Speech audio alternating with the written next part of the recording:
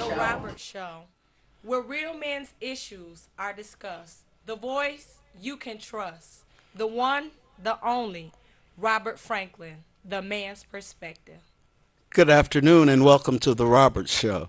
I'm very excited today. I have a group of young men here today and that are very extraordinary.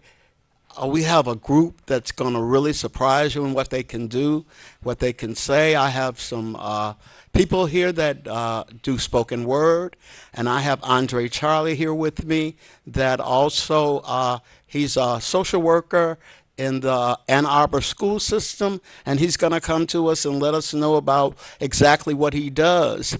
I want you to make sure that you call a friend and let them know that Robert's show is on.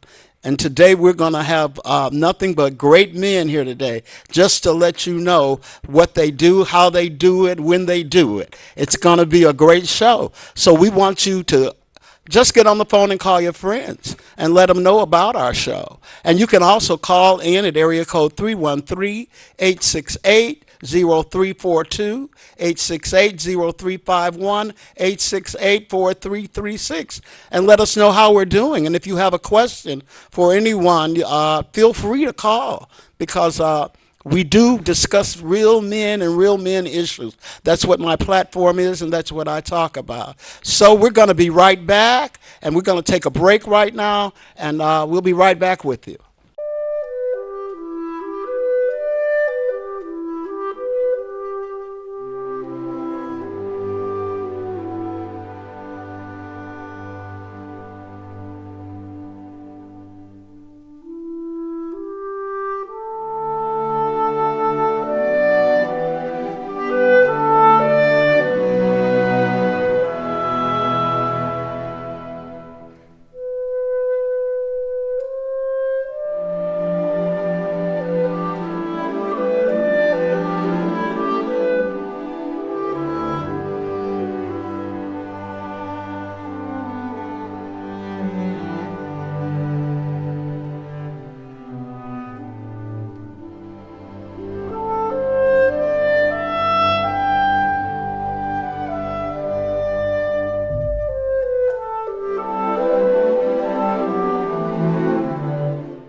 Welcome back to the Robert Show. We're here at TV 33 WHPR. We're hoping that you're going to enjoy our show today. Right now, I have Andre Charlie here with me, who is with the Ann Arbor school system, and he's going to tell you about what he does, how he does it in Ann Arbor. Thank you for having me, Robert. Thank you for coming. All right, I'm excited. So at Ann Arbor Public Schools, I'm a school social worker where we work with individuals that may have any type of special needs, and also those individuals that just have a little rough time in school at times where they may just need some support to get through the school day. It could be a crisis going on in the family, or it could be someone that has an ongoing need. So we spend time with them and help make sure that anything that we can provide for support so they can be successful throughout the school day. So that's pretty much what I do every day. It's always a new adventure. It's nothing, what can I say, boring about my work day. It's always something that's going to occur. I just don't know what, so I always have to be ready. Also, I provide private practice as well in the Ypsilanti Ann Arbor area as well as Detroit. Detroit agency would be private practice for affecting change, and also with intentional counseling services that services Ann Arbor, Ypsilanti, and we're looking at branching off into the Southfield area as well. There are a variety of things that I do, Robert. So uh, You also work with Crescendo Detroit. I work with Crescendo Detroit. That is a nonprofit program that provides various interactions, life skills, reading literacy, intense programming for music and dance so that individuals can learn the fundamentals at the most rigorous point at an early age so that we can provide the individual students with lifelong lessons early on, as early as 5 years old. So, how do you go about teaching the children? So what I'm responsible for is the life skills with Crescendo Detroit. So that would be anything that they may encounter. It could be interactions with other students. It could be interactions with adults. So I sit and I kind of role play with the students about meeting their needs, social needs, emotional needs, and also teaching them skills that they would need for life. So it may be a situation of how to handle conflict with another peer. It may be a situation of how to handle direction. Some students actually have a really hard time following program or following guidelines, so it may bring about behaviors. So I am one of the individuals that helps kind of work with those students to build that character in them. Behavior modification, is that what we're speaking of? Well, we're teaching replacement behavior actually, because what we want, the difference between behavior modification and replacement behavior is you want to actually give them the skills to actually pull from whenever they encounter a situation, and they use that on an ongoing basis from now throughout life. Now, behavior modification would be I just want to use this in this setting for this moment, and then when I leave, I won't use it again. Oh, okay. So reverse psychology, is that what you're saying? Well, it's actually a little more because we actually want to give them the skills that they can use right there. And it may be a little bit of artwork with that. So it could be reverse psychology to teach them, but it's also helping them make decisions that are appropriate for their age and the stage they're in, and also when they grow up. So it could be anything. It could be how to handle a big deal. That's when something occurs that they need to pull in additional assistance from an adult. But then it also could be something like a little deal. You hit me. I don't know what to do about that. So we teach them there are ways that you can handle little deals at your age without telling an adult, and still handling it and be successful with it. So you play games with them, Well, it's therapeutic interactions. therapeutic interaction. Yes. But they don't realize. They do not realize what you're really doing, because it could come through games. It could come through things like what is it? Connect Four. It could come through Uno. It could come through Monopoly. It could come through any variety of board games, because what's happening in those board games is you're watching the dynamics of the group. You're watching them interact with one another, and naturally there will be different things that may come up in that group. So it may be some type of interaction that's negative or could have a negative outcome, but we're right there to kind of guide that process to help it turn positive. So you're teaching them how to use their mind a little bit more than they would normal. Am I correct? Absolutely. Okay. That's really good. That's So really good. That's kind of what I do on a day-to-day basis. It's a little different when you get to high school, because they're not playing a whole lot of games and not really into it, but it's how to get through the rigors of high school, how to get through. My family is falling apart. My mom and dad are divorcing. I don't know who my dad is. I'm having a hard time dealing with a breakup from a relationship situation, or I'm isolated from my peer group. But how do you teach them to overcome those kind of obstacles, though? So what happens is we want to get to the origin, because why are they feeling this way? Most times how they react to a situation is based on their family of origin. So I may have to sit down and kind of explore with them, what is the issue? How did you handle this situation before? Have you ever encountered a situation like this? And if you have, what did you do? What was the result? And how did you feel about it? So those are some of the things that we do when we work with students, and kind of help them understand you have a choice in everything. In that situation, you have a choice. What decision would you like to make, or did you make? And what was the outcome?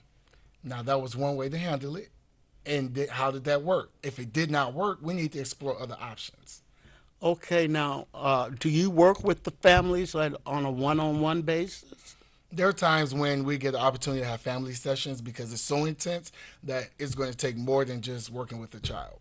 So that's one of the things that we can do, not necessarily family therapy, but a family session, because in schools we don't do therapy, but we do address concerns. And if it needs intense or more input, then we may recommend for private therapy to come in. Yeah, but how do you reach parents? We, as simple actually, a lot of cases, they may not be receptive to it, or they may be fed up and come on in. So we will just call the parents, send an email, say, hey, can we set up a meeting? And then they may or may not show, but if they show up, then that's an opportunity to explore the parent's perspective, which is more times than not a little different than how the student has portrayed the situation with the home life. But do you get outcomes from that, though, really?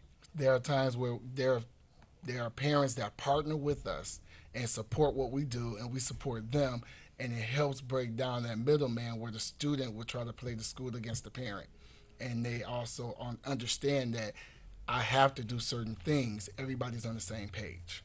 Okay. Now let's talk about the agency that you work for, that you partnership with. Okay, that would be intentional counseling services where I provide private therapy. So, say for instance, there was a student that had some intense behavior issues, or they are struggling with a divorce situation, or there's something that's going on that is just unique to them, and they're struggling with emotionality. That means they can't control their emotions, they're spiraling out of control in school, at home, across all different arenas. Then that parent may bring their child in, adolescent, for therapy, and that's where we'll help explore more intense type of situations that we won't get into in school. Oh, okay, okay. Now we're gonna go from this school stuff, and I want to talk about your car dealership because you are a car dealer, and we want to talk about the man in his car. And I want to know how did you get interested in cars? Cars. All right. For as far as back as I can remember, as a young child, I would be fascinated with cars. There were times I would sit in the car for hours as a young child, 5, 6 years old. My dad would allow me to sit in the car. He would watch me from the porch or the living room, or the dining room, which is right outside of the driveway, so he could see me. And I would just sit there, and I would just sit in the car and be fascinated with how it would, look, and how one day I'd be driving. And I did that for years.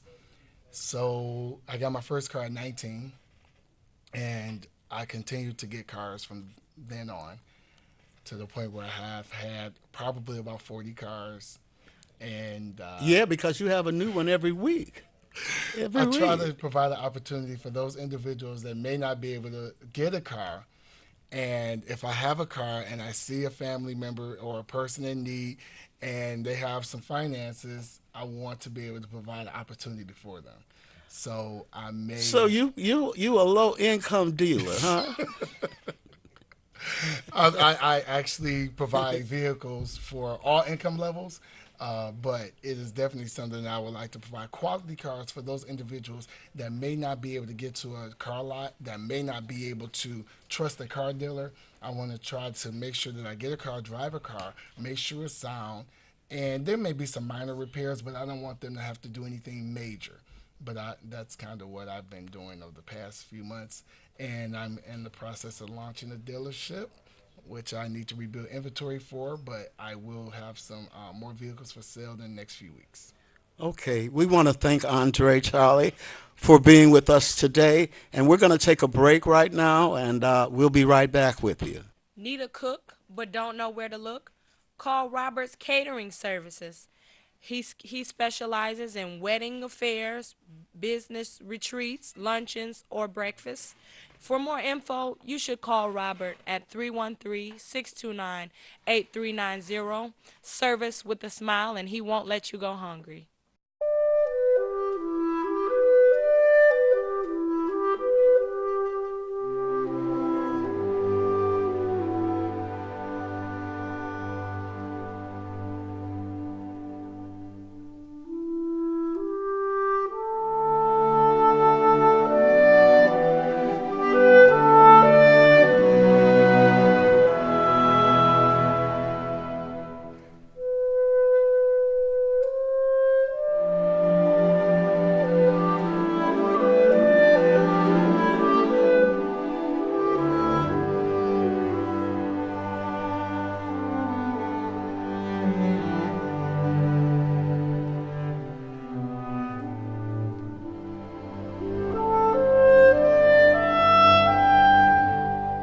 Welcome back to the Robert Show. You are watching TV 33 WHPR.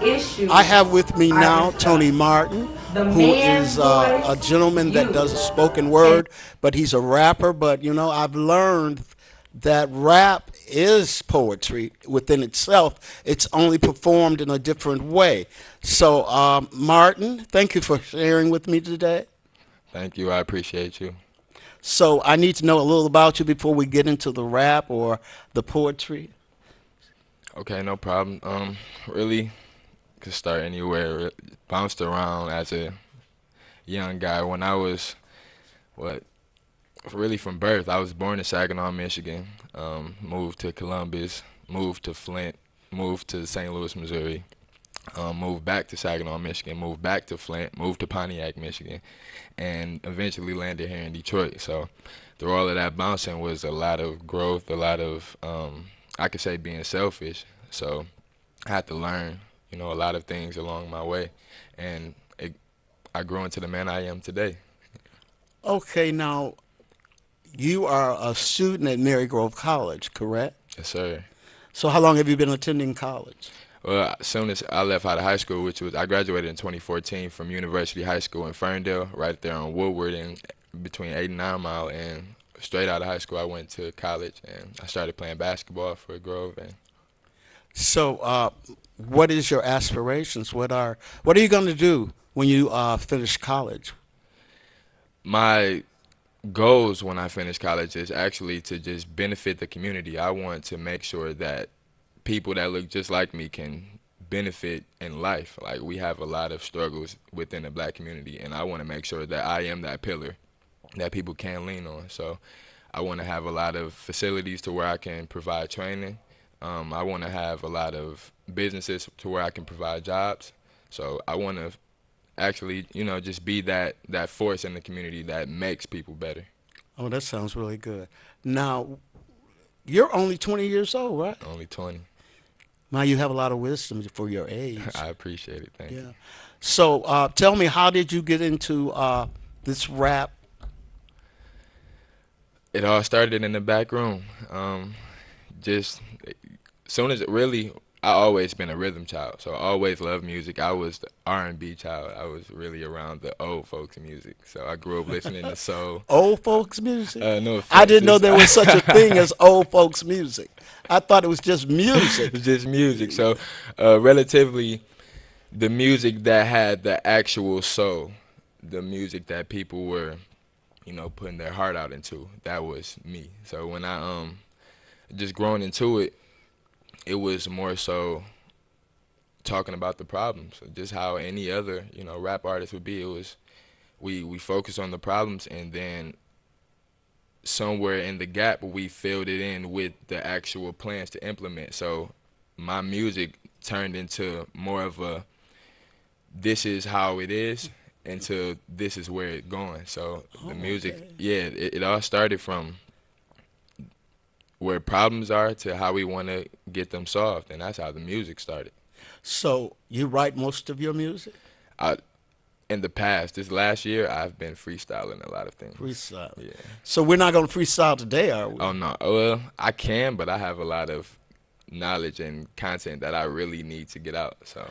Okay, so I'm going to let you do your thing, and I'm just going to sit back and enjoy what you have to present. All right, let me see.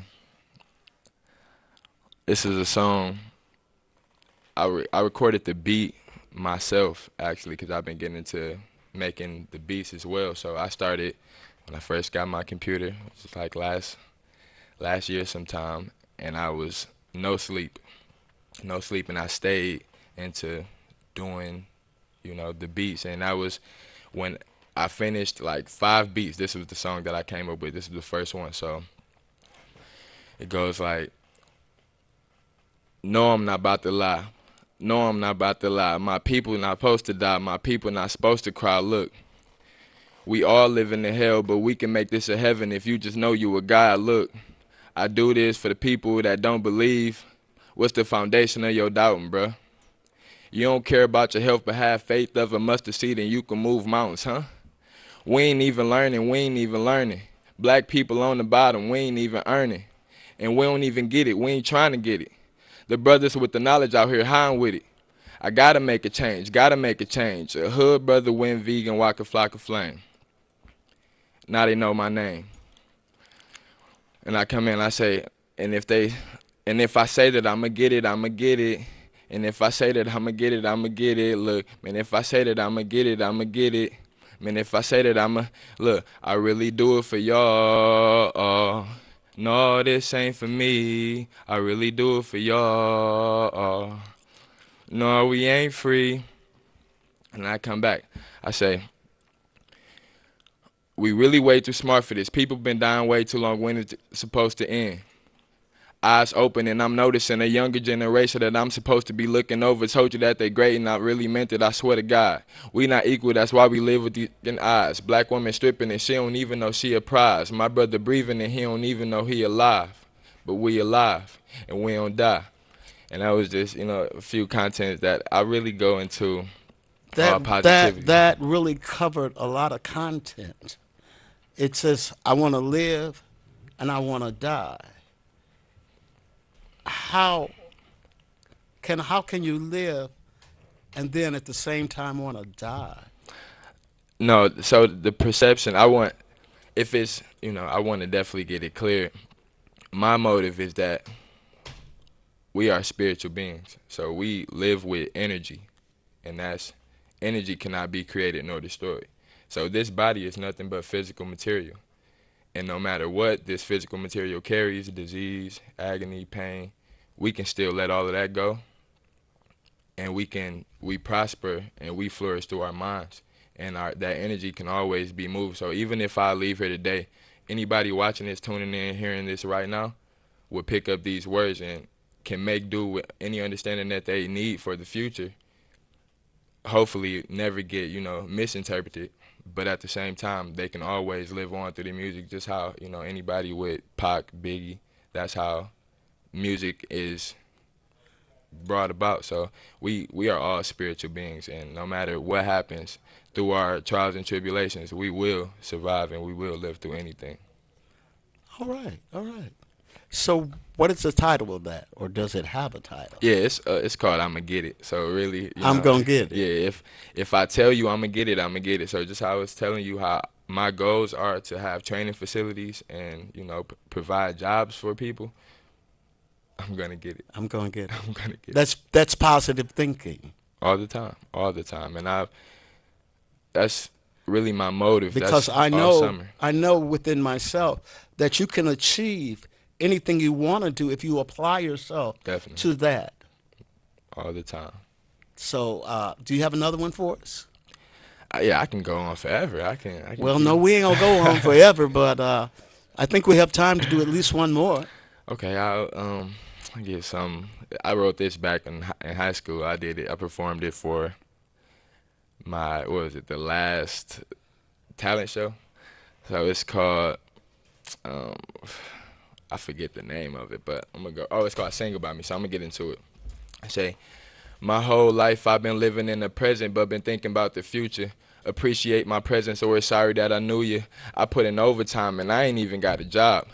I don't give excuses while we all ain't working hard. Black man with tuition, pay attention, I ain't kidding. You can make it if you wanna, but nobody wanna listen unless it comes with a beat and a couple rhymes. Well, I'm done talking to y'all if I'm only wasting my time. And with this chance I have of being the hooper, I will progress. I thank God on every Sunday for blessing me with this set, and no respect for anybody content with now. Cause we started from the bottom and we still on the ground. I'm going up. I swear I'm blowing up. And you gon' feel it too when the boys start growing up. Putting in this hard work, I don't even need luck. So you can play your lotto, but see me in the clutch. I've been doing this too long and ain't nobody call my bluff. And then, that's really, I'm going to give him that. Thank you.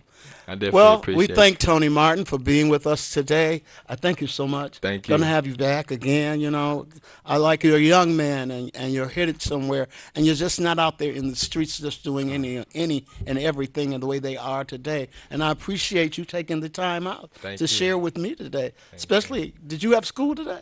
Yes, I do. I do have school. Oh, you do have school. Right after I leave here. Right after you leave here. Mm-hmm. Okay, well, I thank you once again. Thank you. Bless you. Appreciate it. You're going to go a long way. Just keep the mind that you have. Ladies and gentlemen, Tony Martin, we will be right back. You are watching TV 33 WHPR. One LLC, omnipotent narrator for everyone. We are your full service painting and construction company. We do superior work at reasonable prices. We service residential and commercial customers. Call on us at 313-695-6460 your interior and exterior painting and construction projects where price and quality meet. We are licensed and insured. Mention this station, WHPR or TV33, for a 10% discount. Also, check us out at onepaintingcompany.com.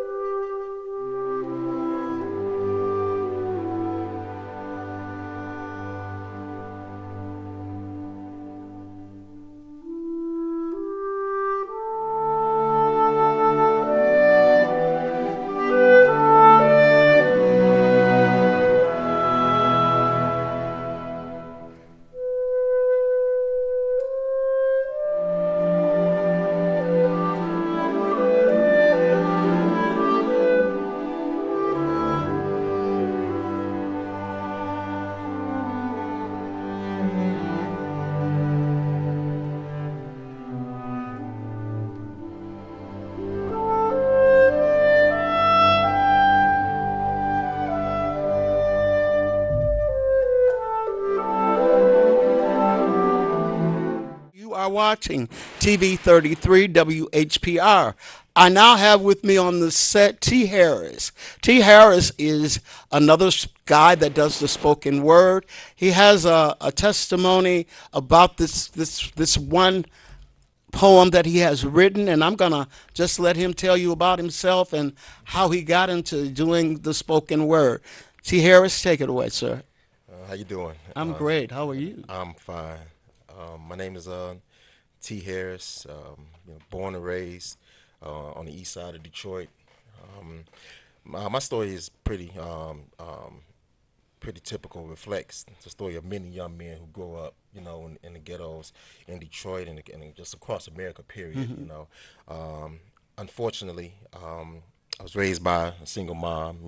Did an awesome job. But like many of my friends, and we didn't, either we didn't have fathers or didn't know who they were, so we were forced to basically raise ourselves, through trial and error, just learning how to be men. Lost a lot, gained a lot, but one thing I've never lost was my gift of being able to write. And That's wonderful. and thank God he's given me the ability to do that well. So yeah, that's it. So are you going to recite a poem for us today? Yeah. Actually, I am. Actually, the title of this first one, I dedicated not only to my little brother who we lost back in 2010. My little brother Chris was shot and killed on the east side of Detroit, and so rest in peace to him. And not only, and I dedicate this to anybody else out there who's lost a loved one. And there's a lot of us have a lot of tragic stories like that. But then there's a lot of other stories where guys they get off in the streets and they become great men. And those aren't the stories that we hear too often, but that's the type of story that I wanted to tell today. So the title of this poem is titled Desolate Black Boy. He was raised in a neighborhood where dreams are deferred, but somehow this black boy succeeded. He was educated in a school system which was inept, but somehow this black boy excelled. He was bred atheist practices when he was a child, but somehow this black boy believed, yes, that desolate black boy. Now, there's no violence he hasn't witnessed. There's no abandonment he hasn't experienced. There's no broken home he hasn't lived in. There's no narcotic he hasn't seen sold. There's no gang he hasn't been offered to couple with. Yes, I'm talking about that desolate Black boy. Oh, he's a lost cause, you say. He has no chance, you say. He would never be informed of anything beyond his own ignorance, you say. Oh, he's from Detroit. He'll be a statistic, you say. Yes, that desolate black boy. Now, no pastor saw him as one worth praying for. No doctor saw him as one worth healing. No therapist saw him as one worth counseling. And no employer saw him as one worth hiring. No school saw him as one worth admitting.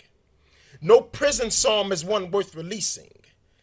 No attorney saw him as one worth representing, and none of his family saw him as one worth acknowledging the existence of. Yes, that desolate black boy, who I myself saw no godliness in. He was one who I myself saw no discipline in. He was one who I myself saw no drive in, but it's obvious that it was there.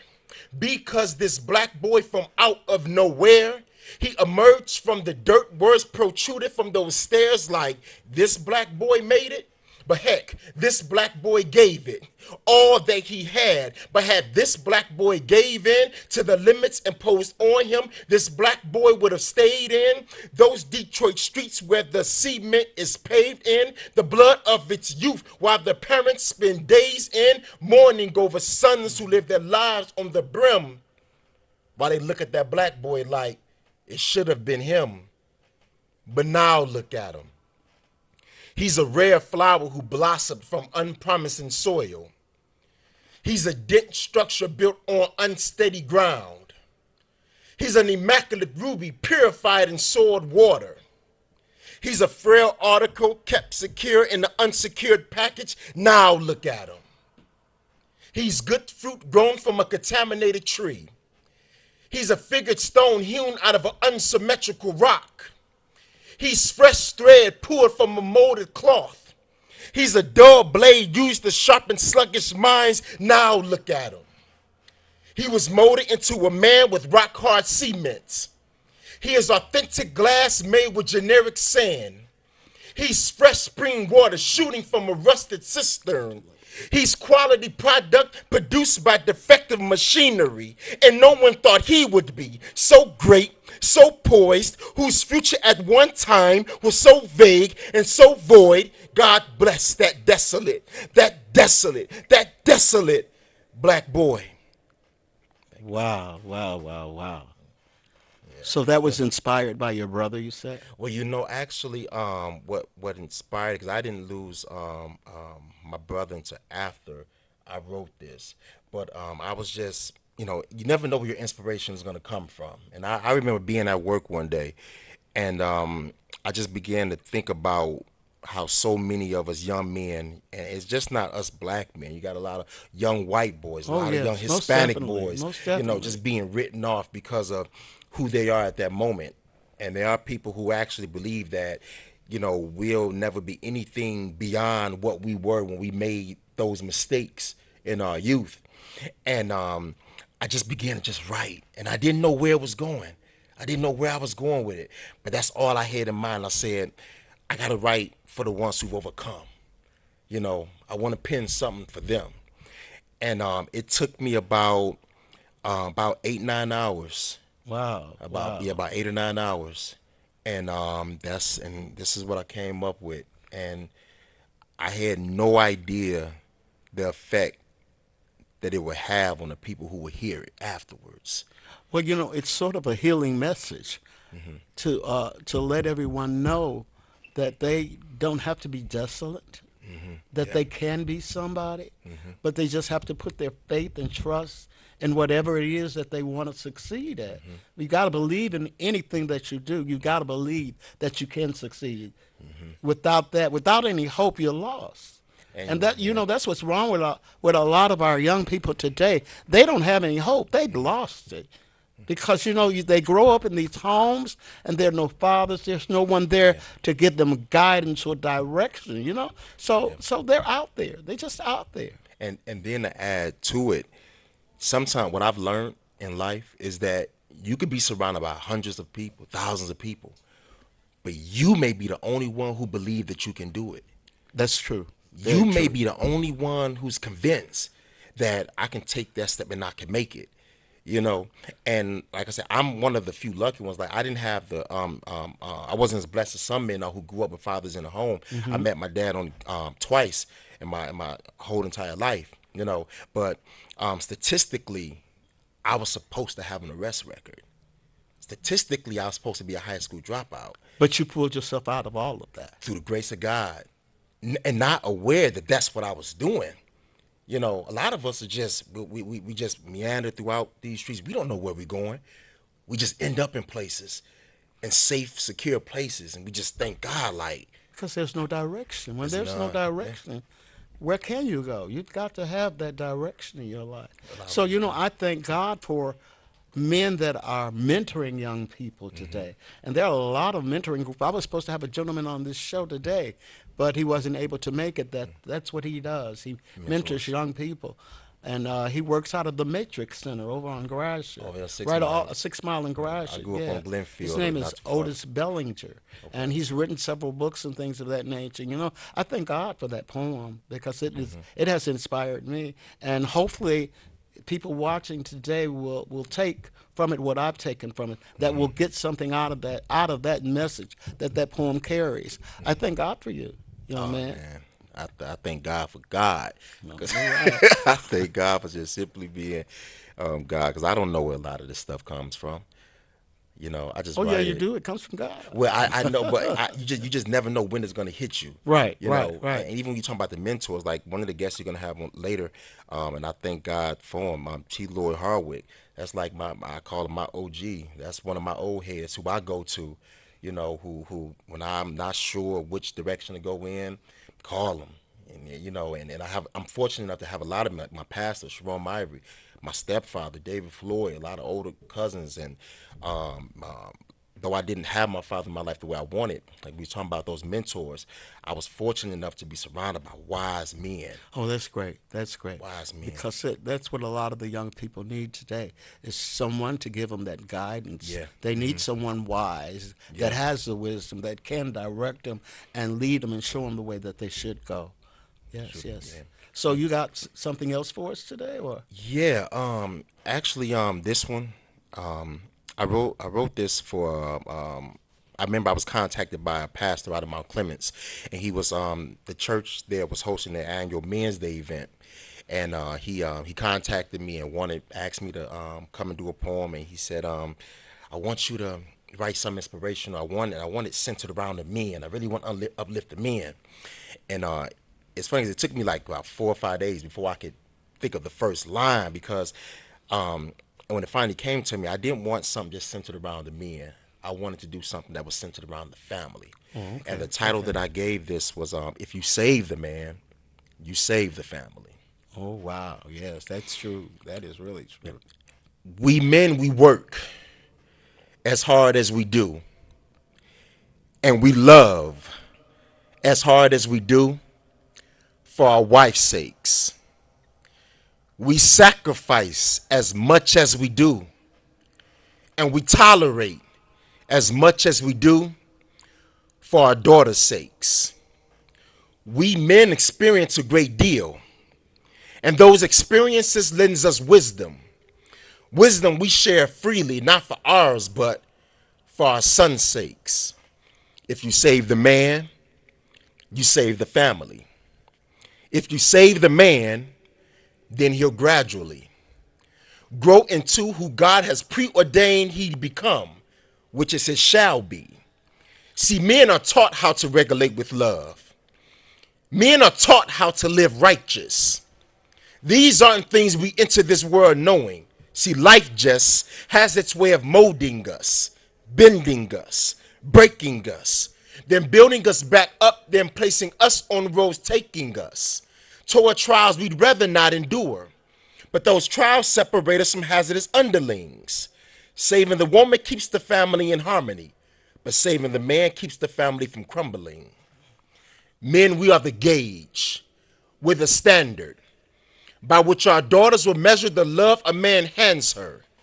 And our sons will seek our counsel and center their decision on the answer that we give them. But what sorrow, what dysfunction awaits that family that is being headed by a man who makes no effort to get to know God who creates? That God who came from nowhere, stood on nothing, but made everything for his sake, who speaks with such great authority and who baits us men to come to him in order to chisel away those traits which so easily rapes us of what's needed to be our family's guide. Salvation is granted to the household after being funneled through the guide.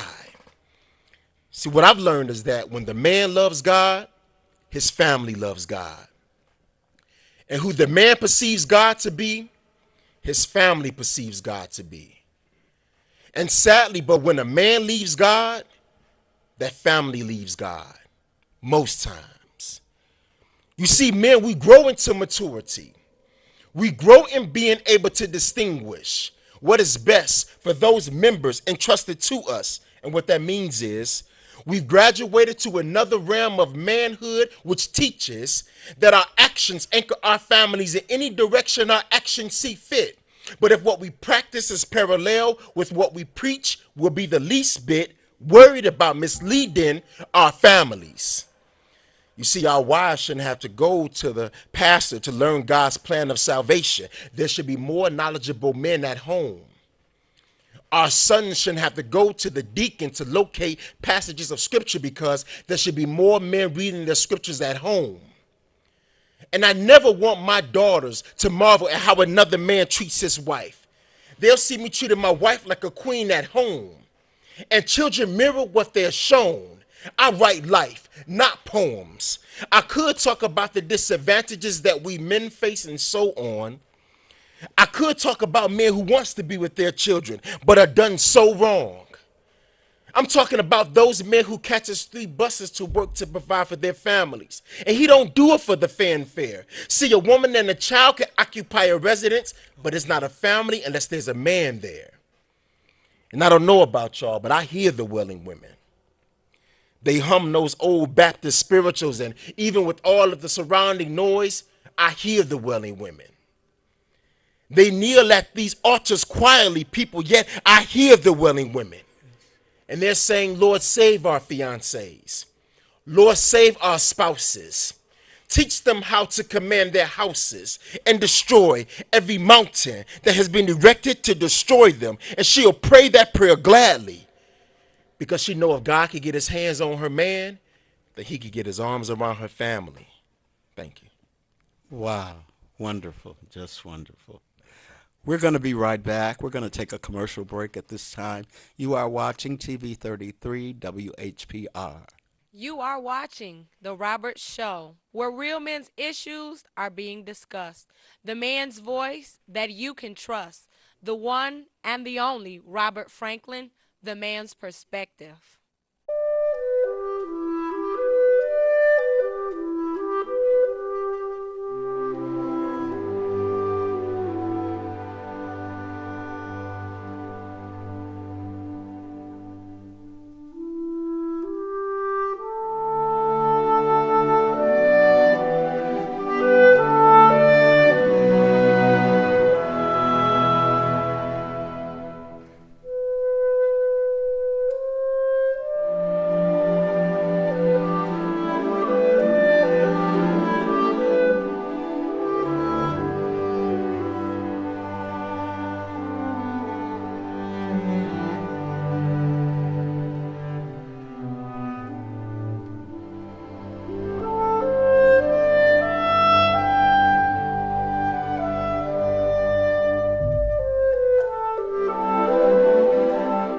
Welcome back to The Robert Show here at TV 33 WHPR. At this time, I want to open the phone lines for those of you that might have some questions from any of our guests that have appeared today. So you can call 868-0342, 868-0351, 868-4336. Please dial those numbers and give us a call so we can answer some questions that you might have. I still have TJ here with me. T. Harris, excuse me. And, he also has a business that he runs. And so we're going to talk about that for a little bit. And meanwhile, until the phone lines light up. So let us know about your business. Actually, I own my own T-shirt line, which is Blame Detroit for Everything, BDFE LLC. And the thought was first conceived in December of 2015. I wanted to create a brand that I felt like not only spoke to me personally, but spoke to the entire city. And so I came up with Blame Detroit for Everything, which means that there's a lot of negativity that gets aired and publicized concerning the city of Detroit. But there's a lot of positive things that goes on that we don't get the same recognition or coverage for. So that the thing behind it is, don't blame us for the bad without blaming us for the good. Blame Detroit for everything, because both the bad and good makes Detroit what it is. So where can we purchase the T-shirt? Actually, the telephone number to make your purchases is area code 313-722-5820. The website will be up in the next few weeks, so they'll be able to purchase the shirts online. And we do mail out of state too for all the people who would like them. Okay, I think I have a phone call coming in, so I'm going to check and see. Caller, are you there? Caller, are you on the line? Okay, they must have hung up then. Okay. I want to know how long you've been doing spoken word. All right, just God-given ability all of my life. Been writing all of my life. When I was younger, like with most of us, we want to. I was often, into hip hop, and the transition over into poetry. Once I got back in church after being out for so many years, and over time it just evolved from bubblegum poetry to what you're hearing today. So, which is just by chance, Okay, now give me your age. I'm 33. 33. 33. Uh-huh. So how long have you been in the T-shirt business? Well, I started, like I said, the idea was first conceived in 2015, December, and actually my shirts went on sale May 1st of this year. And thank my mother, she was actually my first customer, bought 2 T-shirts from me, and she's repping Blame Detroit for Everything wherever she go, So how's the business doing? It's doing pretty good, to not have had anyone to no outside money to put into it, just money that I had. It's doing pretty good, and I'm so proud, to have created a brand that people actually are taking to, that people actually like. So. Are you wearing that brand today? Yeah, actually I am. This is one of the many colors that I have. This is the red and black, but we have the women's baby tees, for the ladies. We have traditional black and white. Right now we have the black and gray, the gray and blue for the Lions fans, the blue and orange for the Tigers fans, and Oh, you just got an array of colors. just here. a ton of them. A ton of them. You are watching TV 33 WHPR. We still want you to call in. I'm sorry, caller, I missed your call, but please give us a call back at area code 313-868-0342, 868-0351, 868-4336. So feel free to call us. So if someone would like for you to come perform, how do they get in touch with you? Oh yeah, you can email me at mr.tharris@whitemail.com. So you can send all your requests to my email, and I respond within 24 hours. So if you're having event at your church, or you're having outside event in and out of state, I accept them all. So you can email me there. Okay, we want you to do that. We want you to support. This is a young man, and we want you to support his business. That's how we get up in society, when we learn how to support our own. This is our own, so let's support him. Give us that number again, please. 313-722-5820. And I just want to thank everyone who has supported the brand and continues to support it, and for all of the many pastors out there, including my own, who have allowed me to grace their pulpits and share my gift of poetry with them. Okay. Well, I thank you so much for coming and thank you. sharing with us today. Thank you. I want to bring Tony back in at this time. Okay, we're going to go to break at this time. You are watching TV 33 WHPR.